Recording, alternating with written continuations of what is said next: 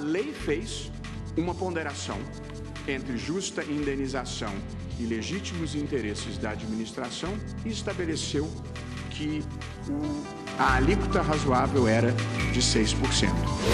Se dê início à execução provisória das penas dos embargantes.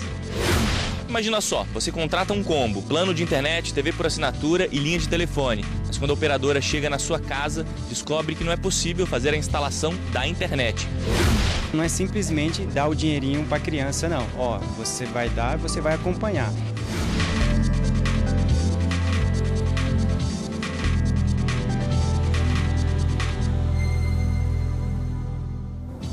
Olá, boa noite para você. O Supremo confirma juros compensatórios de 6% para casos de desapropriação. Quem tem as informações da sessão plenária do Supremo de hoje é a repórter Carla Lucena. Boa noite, Carla. Olá, Érica. Boa noite para você, boa noite a todos. Este tema chegou aqui no Supremo por meio de uma ação proposta pela Ordem dos Advogados do Brasil no ano 2000. Neste mesmo ano foi editada uma medida provisória que estabeleceu aí alguns critérios para o pagamento de juros compensatórios nos casos de desapropriações. Na sessão de hoje, os ministros decidiram por unanimidade que o limite para o pagamento de juros compensatórios é de 6%. Vamos ver agora na reportagem como foi o começo da sessão de hoje.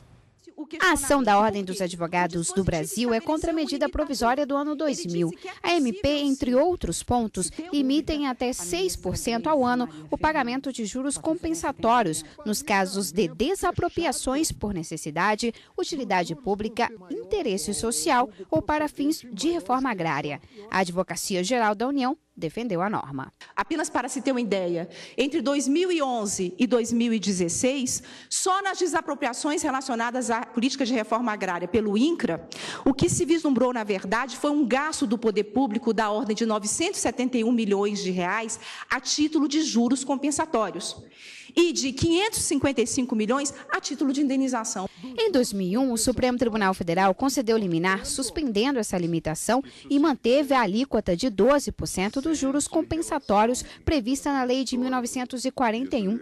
Na sessão desta quinta-feira, o relator ministro Luiz Roberto Barroso disse que a decisão liminar, à época, levou em consideração a conjuntura econômica inflacionária do país. Para ele, o limite de 6% atualmente é compatível com o mercado financeiro. Esta nova lei, diante de uma nova realidade fática, fez uma ponderação entre a justa indenização devido ao proprietário do bem que era dele desapossado e, por outro lado, a eficiência e a economicidade na atuação da administração pública, somada, a meu ver, a uma vedação implícita no ordenamento de enriquecimento sem causa do próprio proprietário. De modo que a lei fez uma ponderação entre justa indenização e legítimos interesses da administração e estabeleceu que a alíquota razoável era de 6%. Já o ministro Alexandre de Moraes divergiu em alguns pontos do relator. Ele considerou constitucional o trecho que diz que o proprietário deve comprovar a perda de renda para ter direito aos juros compensatórios. E a própria lei diz, ao meu ver, pedindo vênia ao ministro Luiz Roberto Barroso, a lei é razoável. Os juros compensatórios destinam-se apenas ao quê? A compensar a perda de renda comprovadamente sofrida pelo proprietário. E após o voto do ministro Alexandre de Moraes, divergindo aí desses dois pontos, no caso, ele divergiu do relator em apenas 2 trechos dessa medida provisória. E aí os ministros Edson Fachin, Rosa Weber, Ricardo Lewandowski, Gilmar Mendes, Marco Aurélio e também Celso de Mello seguiram esse entendimento. Não, perdão, Celso de Mello foi integralmente com o ministro Luiz Roberto Barroso, que é o relator desta ação. Então, fica estabelecido que o limite para o pagamento de juros compensatórios nos casos de desapropriação é de 6%. Volto com você no estúdio, Érica. Obrigada, Carla. Quem está aqui para comentar um pouco mais da sessão de hoje, a consultora jurídica da TV Justiça, Karina Zucolotto. Boa noite, Karina. Boa noite, Érica. Uma sessão com um único tema hoje, né? Exatamente. Essa ação direta de inconstitucionalidade acabou tomando o tempo de toda a discussão do plenário, já que se trata de um caso bastante específico sobre desapropriação e um tema que gerou um debate bastante intenso. Só para a gente tentar entender um pouquinho melhor assim, o que a Carla já explicou, mas nesse caso, havia uma legislação de 1941 que estabelecia uma alíquota para esses juros compensatórios, que seria, na verdade, uma compensação em razão da desapropriação para aquele proprietário que utilizava aquele imóvel seu como um gerador de renda, vamos dizer assim, numa alíquota de 12%. Em 2000, veio uma medida provisória e baixou esse juro de 12% para 6%. Em 2001, os ministros no Supremo Tribunal Federal deferiram uma medida cautelar para suspender a eficácia desse juro de 6% da medida provisória, fazendo valer aqueles juros de 12%, e a medida provisória prevaleceu até o julgamento de mérito que aconteceu nesta tarde de hoje. E nesta tarde de hoje, os ministros entenderam que, em razão da economia do Brasil e da situação dessa economia mais estável que estamos vivendo, os juros de 6% é um valor razoável e que deve ser confirmada a sua constitucionalidade. Então, nesse sentido, eles acabavam cassando a parte da medida cautelar deferida para manter e voltar aquele juro de 6% que havia sido determinado pela medida provisória no ano de 2000. Esse foi um dos pontos que foram atacados pelo Conselho Federal da OAB, mas que foi confirmada a constitucionalidade hoje pelos ministros por unanimidade. Esse ponto não houve polêmica. Mas foram 3 pontos principais discutidos na sessão plenária de hoje. O segundo ponto tratava da necessidade, e a previsão dessa medida na própria medida provisória, a necessidade do proprietário que teve o seu imóvel desapropriado confirmar uma perda de um ganho em razão dessa desapropriação para ter o direito a esses juros compensatórios. Então, a medida provisória não diz que os juros compensatórios serão sempre devidos. Serão devidos apenas se houver essa comprovação da perda. Nesse ponto, o ministro Luiz Roberto Barroso entendia que seria inconstitucional esse dispositivo, porque não haveria essa necessidade de comprovação. Mas acabou prevalecendo o voto da maioria que se formou, liderados pelo ministro Alexandre de Moraes. E um último ponto foi sobre os honorários advocatícios, que os ministros também, por unanimidade, entenderam que a fixação do valor de honorários entre 0,5% e 5% é constitucional, mas quando limita um valor máximo de R$ 151 mil, haveria ali uma inconstitucionalidade desarrazoada e desproporcional. Então foram esses 3 pontos, mas acabaram confirmando, na maior parte, a constitucionalidade da medida provisória de 2000, falando de juros compensatórios em casos de desapropriação. Tá ótimo, Karina. Obrigada pela participação. Até a próxima. Até a semana que vem. O Ministério Público Federal em Goiás denunciou 11 brasileiros por formação e organização criminosa e por promover o Estado Islâmico no país. Segundo a denúncia, os envolvidos tentaram recrutar pessoas, incluindo menores de idade, para possíveis atentados terroristas no Brasil e a criação de uma célula de promoção das ideias de grupos terroristas. De acordo com o MPF, o recrutamento era feito por meio de mensagens em grupos e em redes sociais. As investigações começaram em 2016, após autoridades espanholas avisarem sobre a existência de números do Brasil em grupos investigados. Alguns dos denunciados já tinham sido interrogados pela polícia e confirmado que faziam contato com grupos jihadistas. Além do crime de promoção de organização terrorista, 5 deles também foram denunciados por corrupção de menores. Contratos de combo da Oi devem ser alterados por recomendação do MPF. É o que, em alguns casos, a operadora está cobrando multa no cancelamento de serviços quando não há condições para a instalação dos equipamentos na casa do cliente. Imagina só, você contrata um combo, plano de internet, TV por assinatura e linha de telefone. Mas quando a operadora chega na sua casa, descobre que não é possível fazer a instalação da internet. O cliente, então, pede o cancelamento e nessa hora a operadora cobra multa por cancelar todo o serviço, já que era um combo. Inúmeras reclamações desse tipo foram feitas ao Procon contra a operadora Oi. Alguns consumidores ficaram, inclusive, com o nome sujo no SPC por conta disso. Contrário a essa conduta, o Ministério Público Federal recomendou que a Oi mude essa cláusula dos contratos, já que o cliente não pode ser responsabilizado e prejudicado pelo fato de não ser possível instalar a internet no local. O MPF recomendou ainda que, no momento da contratação, a operadora deve deixar claro sobre a possibilidade ou não de instalar internet na região. A operadora Oi informou que é feita uma verificação prévia para saber se é viável instalar internet na casa do cliente, mas a confirmação só é possível no momento da prestação do serviço. A Oi tem prazo de 10 dias corridos para responder se vai acatar a recomendação do MPF. Os partidos políticos ganharam um prazo maior para corrigir a prestação de contas e um prefeito do interior do Amazonas teve o mandato cassado. As decisões são do Tribunal Superior Eleitoral. Os ministros também votaram um processo relacionado ao deputado federal Jair Bolsonaro contra uma pesquisa da Datafolha. O deputado federal Jair Bolsonaro e o Diretório Nacional do Partido Social Liberal, PSL, consideraram difamatória e tendenciosa uma das perguntas do questionário sobre o patrimônio da família do parlamentar. O político também alegou que as perguntas favoreciam a pré-candidatura do ex-presidente Luiz Inácio Lula da Silva. Todos os ministros acompanharam o entendimento do relator Sérgio Banhos. Segundo a decisão, não ficou clara nenhuma tentativa de difamar a imagem do político. Para os ministros, a atuação da Justiça Eleitoral no controle desse tipo de conteúdo deve acontecer apenas em casos excepcionais, para que seja respeitada a liberdade de expressão e o direito à informação. Os ministros também entenderam que não houve campanha antecipada para nenhum político. Considerando que não foi atribuído ao pré-candidato Jair Bolsonaro a pecha de denunciado por enriquecimento ilícito, como indicado na petição inicial, não prospera a alegação de falsidade da afirmação veiculada na pesquisa. Não foi, ao meu ver, suficiente para atribuir a pecha de enriquecimento ilícito ao recorrente Jair Messias Bolsonaro. Da mesma forma, não restou comprovado real prejuízo à imagem política do deputado. O plenário do TSE também confirmou a cassação do diploma de Wilton Pereira dos Santos, eleito prefeito de Novo Airão, no Amazonas, em 2016.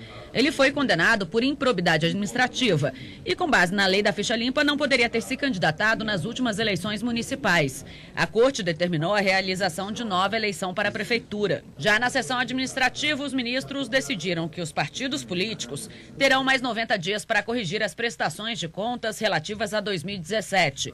O prazo deve ser contado a partir do dia 30 de abril deste ano.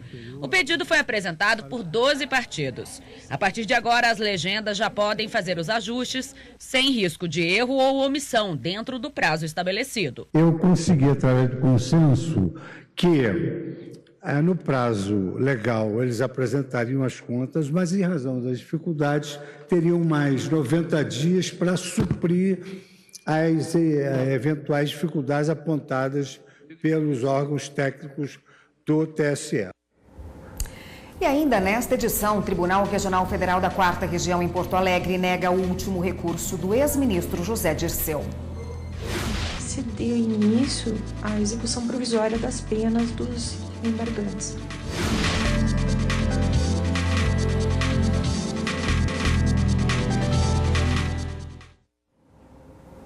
O Tribunal Regional Federal da 4ª Região em Porto Alegre negou nesta quinta-feira o último recurso que impediu o retorno do ex-ministro José Dirceu à prisão. A repórter Fernanda Porto tem os detalhes dessa decisão para a gente.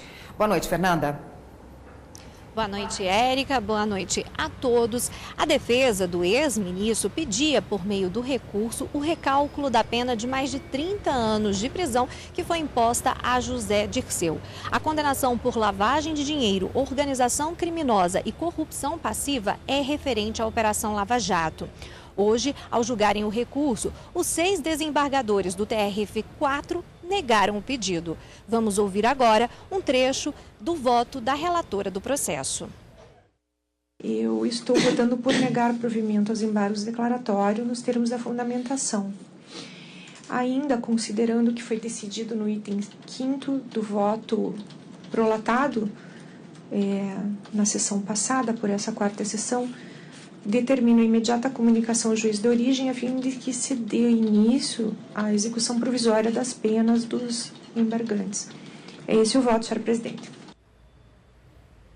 A ordem para que José Dirceu comece a cumprir a pena de mais de 30 anos de prisão pode ser determinada a qualquer momento pelo juiz federal Sérgio Moro. Érica.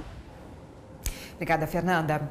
Mergulhar em arquivos na busca de documentos, fotos ou qualquer outra forma de voltar no tempo para comprovar as origens da família tem se tornado uma tarefa para milhões de brasileiros.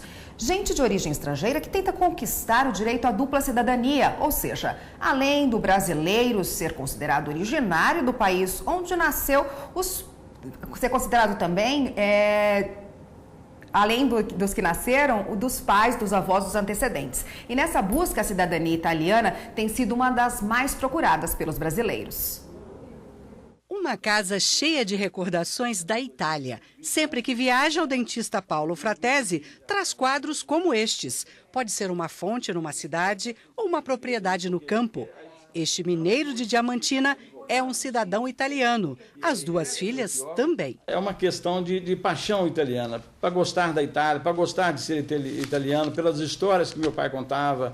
Então, aquilo está no gene, é o gene da gente. Seu Paulo é neto de italiano, esse homem de bigode, o seu Vicenzo, que aparece na foto. Na mesa, a papelada para obter a cidadania. O primeiro documento que precisou obter foi o que provou que o avô paterno não havia se naturalizado brasileiro. Foi tanto documento que encheu uma pasta inteira. Com a cidadania italiana, o seu Paulo pôde tirar o passaporte lá da Itália, esse aqui. Ele também tem o passaporte brasileiro, mas prefere muito mais, quando viaja, usar o passaporte italiano. Por que, seu Paulo? Pela facilidade que a gente tem, principalmente em passar nos aeroportos, porque o número de pessoas, né, quando a gente vai para a Europa, a gente vai para Portugal, é muito grande. E se eu for usar o brasileiro, pode acontecer de eu perder o voo para uma conexão em outro país. Então, eu usando o passaporte italiano, eu posso escanear esse passaporte e passar logo na imigração. Então, eu não perco tempo e não perco o voo. E tem muitas outras vantagens. Se eu precisar da saúde, eu posso usar a saúde pública, que é de excelente qualidade, sem gastar um tostão.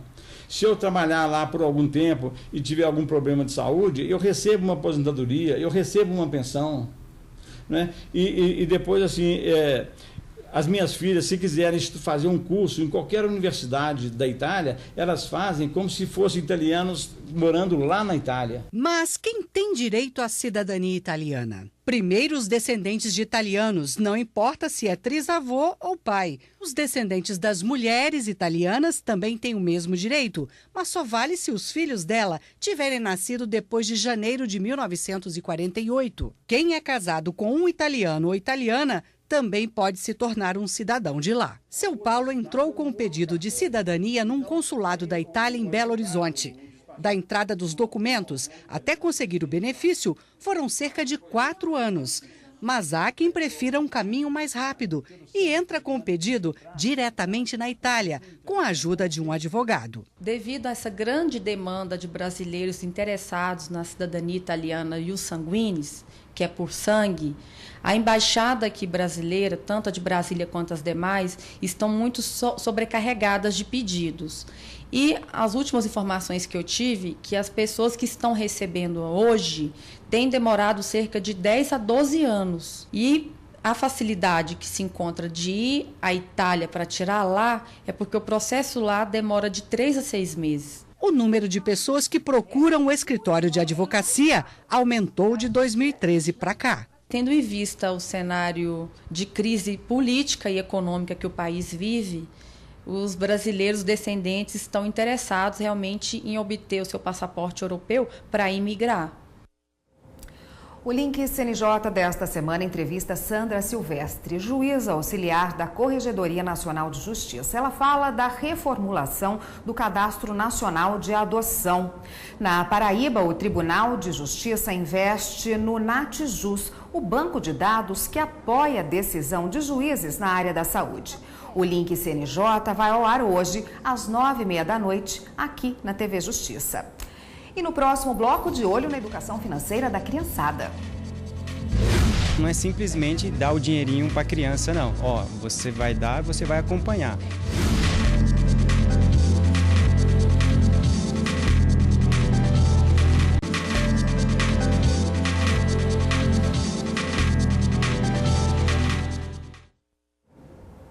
O Conselho Nacional de Justiça prorrogou para a próxima quinta-feira, dia 24 de maio, o prazo final para a entrega das respostas ao questionário Perfil Sociodemográfico dos Magistrados Brasileiros. Até o momento, 10 mil magistrados em todo o país, de um total de 18 mil, já enviaram os dados ao Departamento de Pesquisas Judiciárias do CNJ.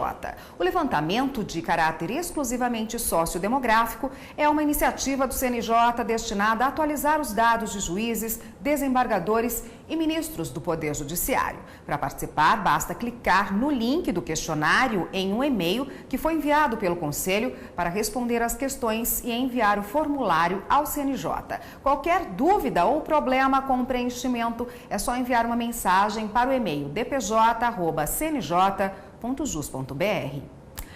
O que fazer para tentar garantir uma vida melhor para seus filhos quando adultos? Prepará-los para o futuro ou preparar o futuro deles? A receita foi apresentada hoje em um seminário no Supremo Tribunal Federal, ainda em comemoração ao Dia das Mães. 50 servidoras do STF, que são mães, foram convidadas a participar do evento. O foco do palestrante, Eduardo Coelho, foi ensinar as mães a educarem os filhos a gastar e a poupar dinheiro de forma mais consciente.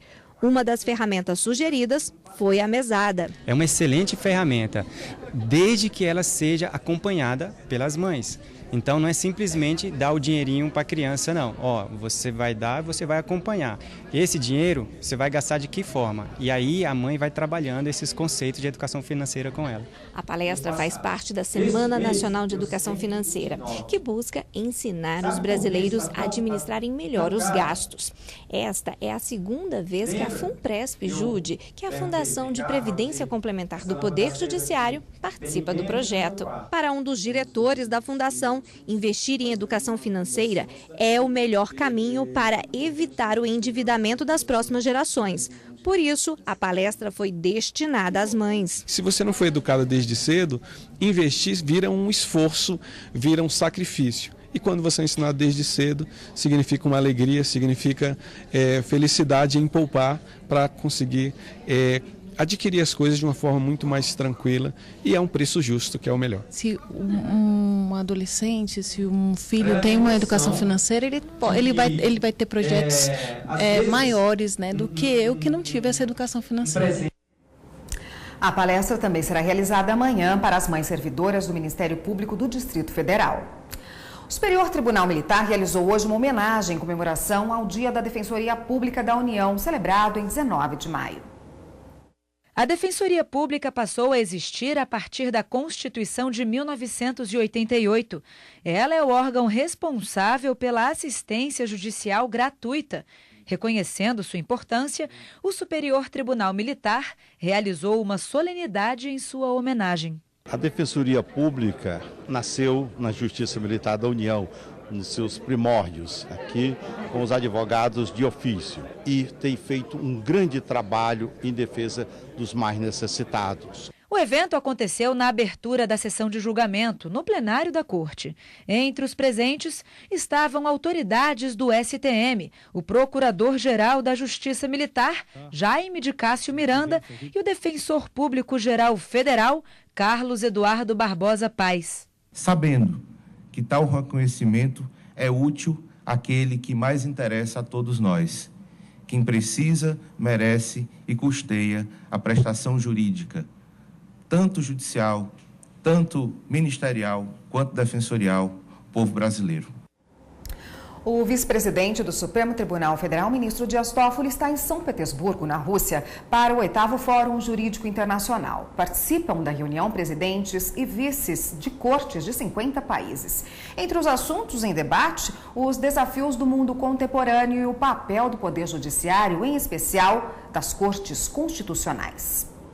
Tivemos a oportunidade de levar a mensagem do Supremo Tribunal Federal no sentido de que neste mundo hoje, que é o mundo das redes sociais, que é o mundo da transparência, o Poder Judiciário, para garantir os direitos, para garantir a efetividade daquilo que é colocado na Constituição e nas leis nacionais e nos tratados internacionais, tem que ser cada vez mais eficiente, transparente e agir com responsabilidade.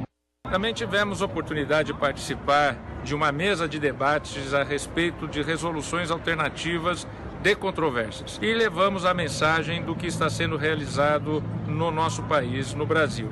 Falei a respeito das câmaras de conciliação na administração pública federal, que tive a oportunidade de criar quando fui advogado-geral da União. Também falei a respeito do projeto criado no Conselho Nacional de Justiça, na presidência da ministra Carmen Lúcia, a respeito da mediação digital, através da qual uma parte entra em contato com a outra parte a fim de tentar a mediação através do sistema digital. E essa mediação, caso não seja alcançada, também pela via digital, um mediador tentará arbitrar a solução do conflito. Tudo visando a diminuir o número de processos no Poder Judiciário, dar uma maior dinâmica de solução dos conflitos. Hora de dar um giro na rede e conferir as últimas notícias.